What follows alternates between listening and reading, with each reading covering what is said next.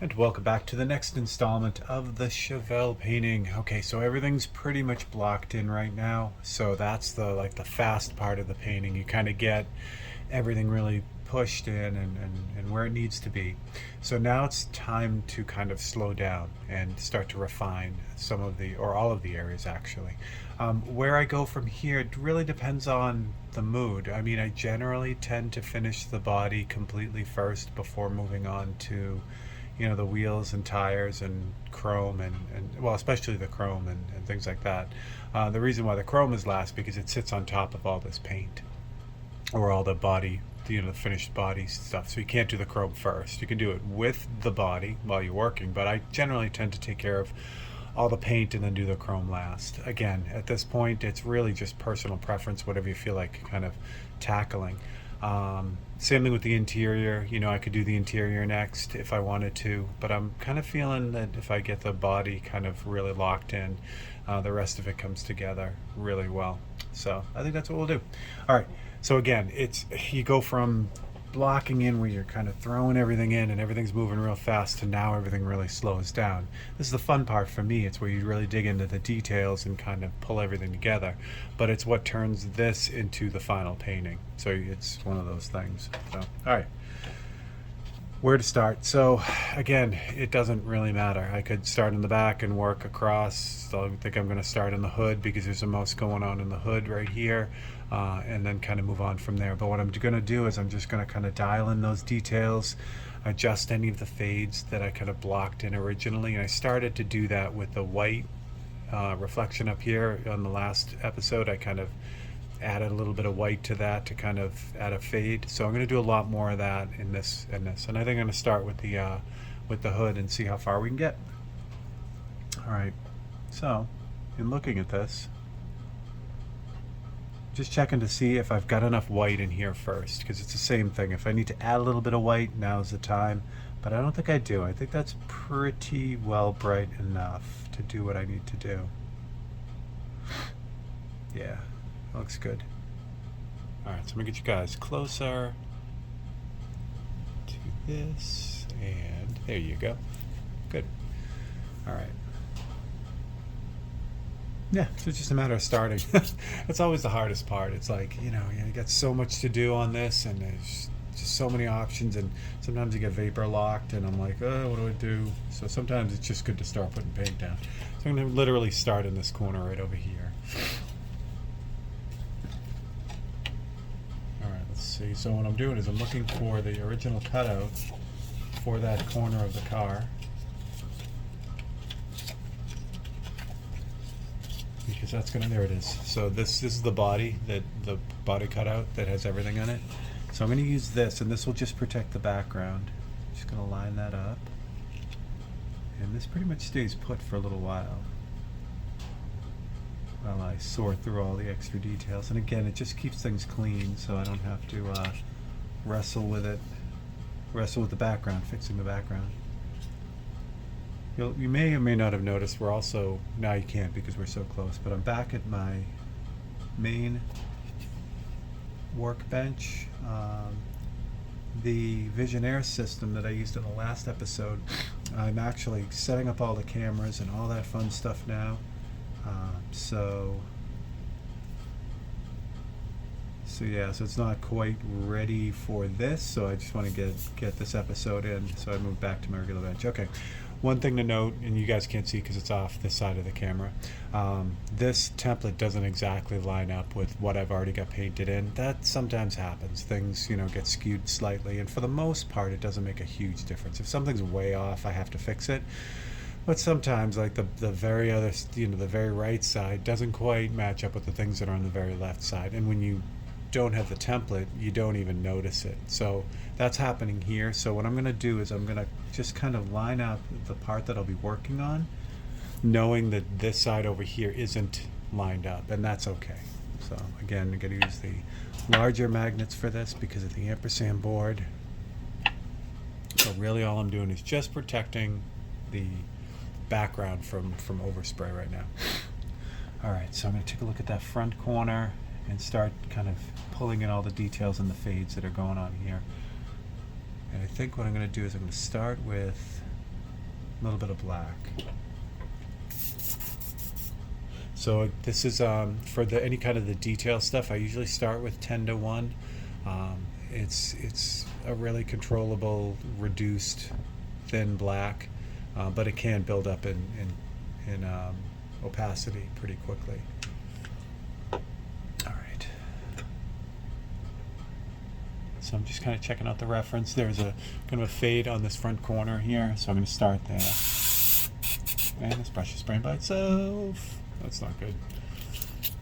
I should have, this is the first time I'm painting today for this video, so I should have run a little bit of cleaner through this brush before I started instead of just dumping paint in and going. Is this probably something stuck in it from last night? Sure is. All right, 2 seconds here as I wrangle this thing down.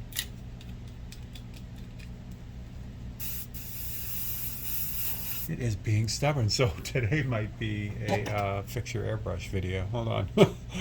Zip you guys out because it's worth showing kind of this, because this happens, you know, in real life. Right now the trigger is not doing anything. It's jammed in there. So like I said, there's dried paint on the needle right about here, and that's kind of holding the needle from moving back forward. It's just paint, it's glued in. So what I'm going to do is I'm going to take out that paint and I'm going to just run some rubbing alcohol through this, and it'll loosen everything up and get things rolling again. So it's caused by residual paint being stuck in the brush from last night, which is pretty normal. So what I do is I just clean out all the paint I just put in there with water, took off the handle, and now I'm just going to kind of back out the needle. Depending on how much paint is stuck there, this is pretty well jammed. This is the only time ever, let me see if I can find it here. Here we go. Only time ever advocating using a pair of metal pliers with an airbrush, and that's just to grab a hold of the needle and then just be able to pull it out. And it's just a straight pull out. You don't want to bend it up and down and go nuts and that kind of thing. So you can't really damage the needle that way. If you pull it straight out, you can't damage the airbrush either. So that's the only, like I said, the only time I ever advocate using a pair of metal pliers with your airbrush. All right, so now that the needle is out, super easy. So just take, this is isopropyl rubbing alcohol. Just put that in the airbrush. I really shouldn't do this over the painting, but I'm going to do it over the painting, sort of. So then I take the needle and I'm just kind of moving it in back and forth, not all the way in and out, just enough that I loosen that dried paint that's stuck right at the needle packing right here. And off to the side, I'm just going to blow all of this out through the airbrush.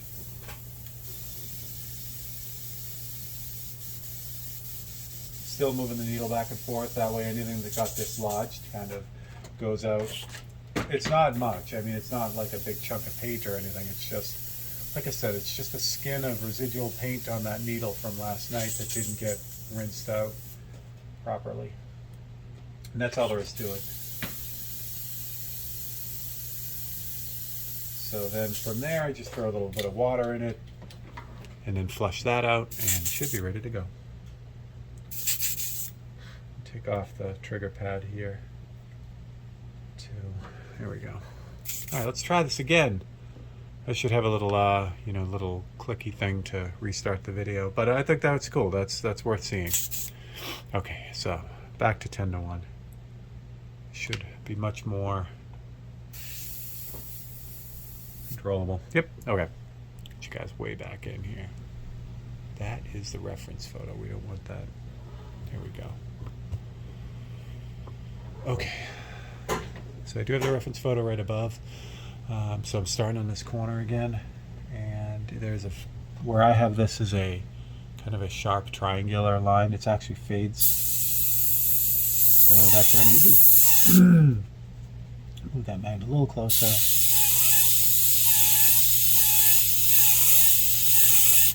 A little closer so it stops doing that. There we go.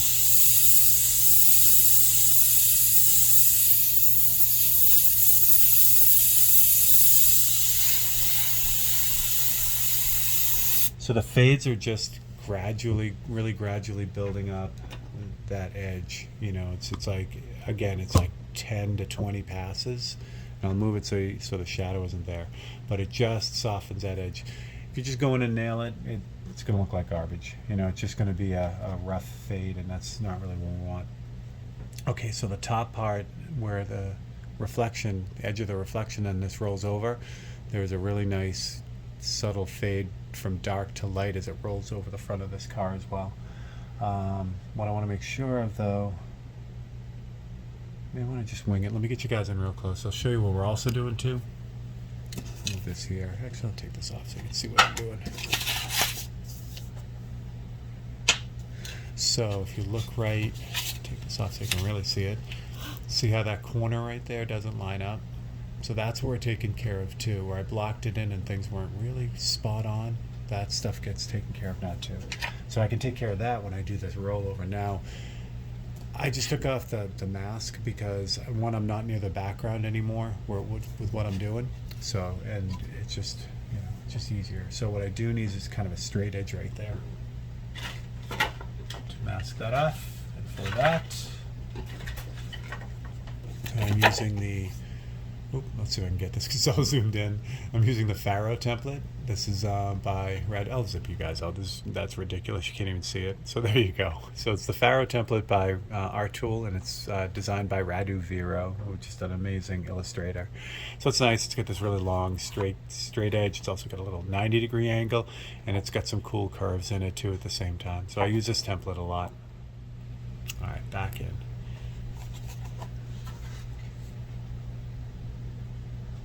So I just want to kind of angle that up a little bit to include that and to make my life easier. I'm going to use the magnet to hold this down, so now I have a free hand. All right. Should get that a little closer. Hold that down. There we go. So same thing here. I could just go across and nail this, but I really want to take my time and just build this fade up on this side because it's pretty subtle, but I'm also trying to fix that repair there too. So just make a bunch of really light, controlled passes.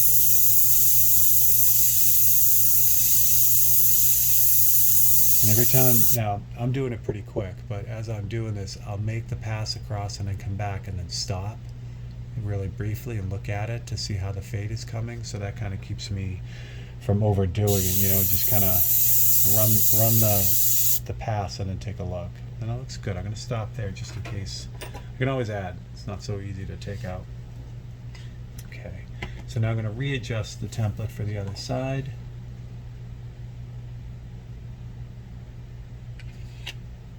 This is nice because this line on the template is perfectly straight, so my cut maybe wasn't, so this will also straighten that out too.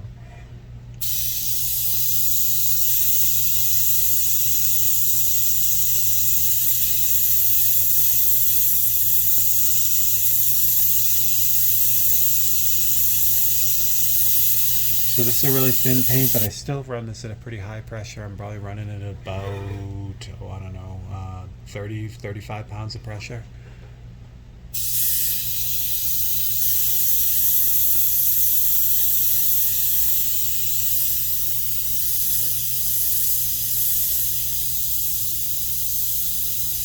And again, letting the paint do the work.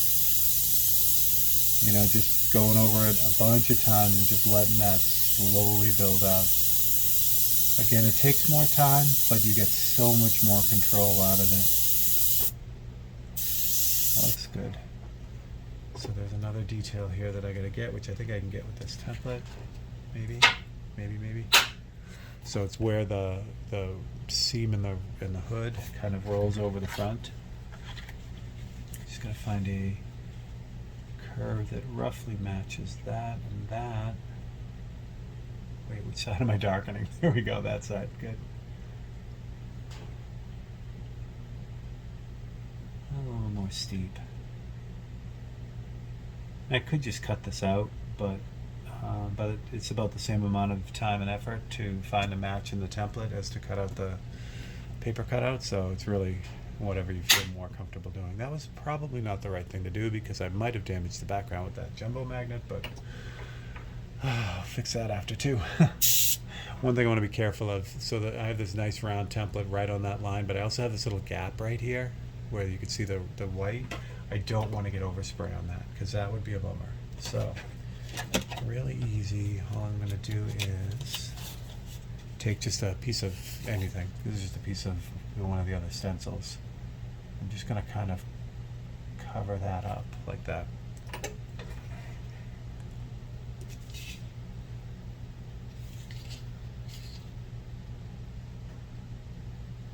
There we go.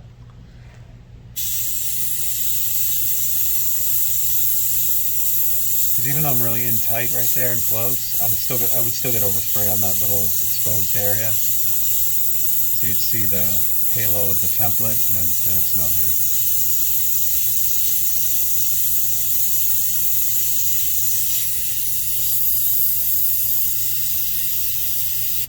Excellent. Good. Now, hope for the best here. Oh, I love this paint. So there's no damage on the background, even though this jumbo magnet slapped onto it. All right, good. Hopefully you can see that. So see that's really subtle fade now from the center of that, the hood over now. So that just kind of like ties it together. Also, I've fixed that little mistake that's over here. So that's 2 for 2 on that, which we really like. All right, moving across the front. So this corner of the front fender or front quarter here is also a little bit more subtle. So I'm going to do that next. Just looking to see if I should freehand this, which I don't think I will. So I could. It's just a little bit darker. Let me show you. So that little corner is a little bit darker, but see how it fades back into the front here. So that's kind of what I'm looking at. So I was looking to see if I could just freehand it, but I really want to preserve this dark area here. Actually, no, that darkens up too. So now I am going to just freehand this corner, except for the white area. I don't want to get paint up there. So in an instance like this, again, I could cut out, I've cut out the area to paint in this white section, but I've thrown away the piece I cut out to make that white section, you know what I mean? So I cut out this shape, this white shape, and then I sprayed the white. What I really need right now is I need that white shape because I would put that right on top of this and it would block it off and keep it safe. So I don't have that. I could recut it, but it's the same kind of thing. With these freehand templates, it just makes life so much easier to kind of just put stuff where you need it. So this is a 2 template trick. So I'll use the Radu template to take care of that front edge, but I still need a template to take care of this edge over here. So I'll just grab Radu's other template, which is the bird template. And will I use the bird template? I may not use the bird template actually, because I need a corner.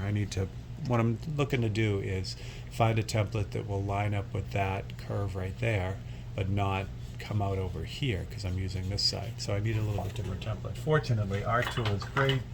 They have a billion different shapes and sizes.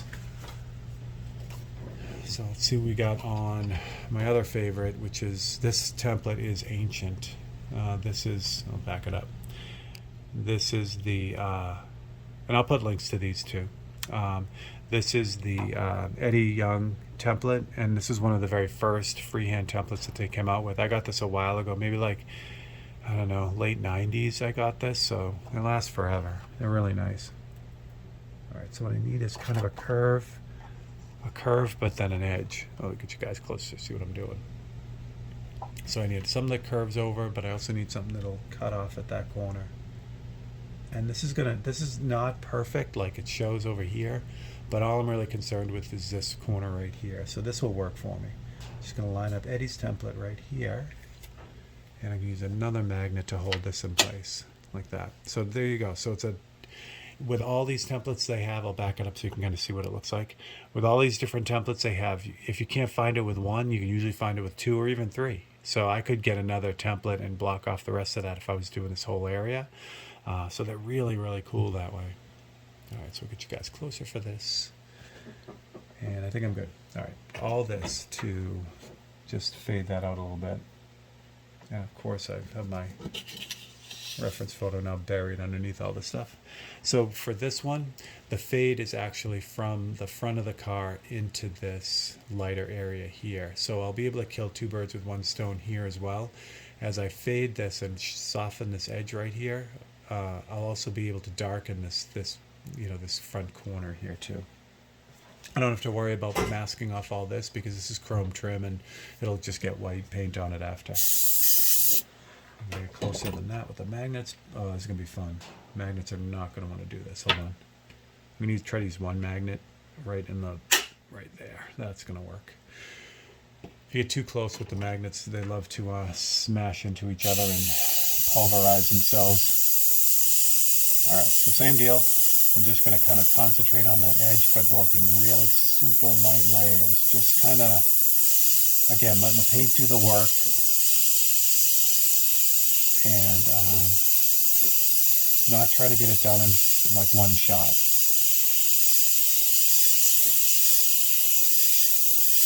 So once I get the fade started on that, then I can kind of go on that, corner, the whole thing, and just kind of darken it down. So I do it in that order because my first job is to fade or to soften this edge on this side. My first job is to do that. If I were to go over and darken the second job is to darken this little section right here, just give it a little bit of a hit. So if I do that first and then I soften this edge, all the overspray as I'm working on this side will darken this even more. So what I do is I hit this edge and soften this first, and then whatever overspray kind of gets in this section, I'll just finish the job. You know what I mean? So if I did it in reverse, if I just sprayed over this side, it made it the value it needed to be, and then went at this side and started working on that, softening that, all the overspray would just make that a lot darker and it would be too dark. So that was a long explanation for something that's only about a quarter of an inch long, but there you go, that's it. And again, I hope it comes across that the process is faster than what I'm showing you because I'm stopping and explaining everything. But that little section right there, and this whole front, what I've done in about, I don't know, 12, 13 minutes, really would have only taken me about a minute and a half if I was just going for it. So, don't think that this is like, you just end up, well, you could nitpick it to death, but I move a little bit faster when I'm not explaining it. All right, that's good. Since I have the 10-to-1 now, I'm going to back you guys out a little bit. So since I have that really light fading black, so now what I'll do is I'll kind of, instead of swapping out the paint and the brush, I'll see if I can find that in other spots. And there is. It's some up in here, right before the windshield. So let me see if I can nail that next. So for that, I am going to cut out a template because it's a very small area that needs to be done. See it right there, those details that are right there, right underneath the windshield wiper. So that's what's next. I don't have anything like that blocked off. So yeah, cut out for this because it's way easier to cut this up than to try to, put like 12 templates together to get what you want. Move this out of the way for a second. Get you guys in. And this is nice. A lot of times I can reuse templates. Like obviously this is the wheel and the grill and everything, but I can reuse templates to just save, everything. Save paper, all that fun stuff. So on these templates here, where the blocking in was, I try to make sure I am accurate as possible with the cutouts, especially with, blocking in and stuff. But with these, I take it up a notch. I really try to make sure that I get these exact to what they are, because that's what I'm doing. I'm refining them, so it doesn't make any sense to just cut them out roughly and then just throw them in. Right here, zoom you guys. Oh, you can see it. So if you look real close, there's a black line or a dark line, then a lighter line, then a darker line, and so there's lines in there. But what I'm going to do is I'm going to cut this whole thing out and paint this lighter value, and then just paint the other stuff in either by hand or with the airbrush. So pull that whole thing out.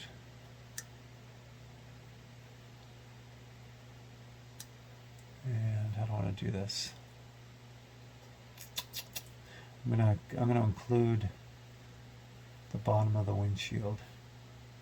Actually, well, what the heck? I'll just cut out the whole windshield. Oh, the pillar here. That was not a good cut. It happens. Yeah, yeah, that's good. So this whole area, this whole reversed L shaped is pretty dark. So this makes sense to just kind of like pull it all out. I could go right across and then just paint in the windshield wiper, but this is a good opportunity to save myself some aggravation later. So if I can cut out the base of the windshield wiper and leave it, now it's going to be in the right spot when I go to paint it, and all I can do is drop some white on it and a little bit of shadow and it's done. If I go all the way across this, then I got to cut out an entire, template to lay that back in. So it's the nice thing about working on a gray ground. You can get away with a lot that way. And the other thing, since I'm working on this, I might as well run this right across. This little triangular detail on the other side of the windshield wiper, I know I didn't get when I blocked in, because I generally ignore those things when I'm just trying to lock it in.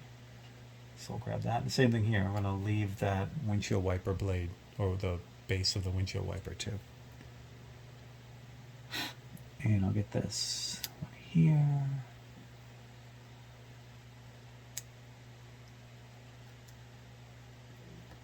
And do I want to do? I already did the blade. All right, I did the blade on actually, which is weird. I don't usually do this. I don't know why I did it on this one, but usually the small details like the actual blade, rubber blade, right here, I block that in. I don't know why. Usually I don't. I think that's all really I can get from here. I've got that already in, so I think that's going to work. Yeah, that's going to work. Well, since I'm here and it's right here, I'll get the reflection of the side view mirror too.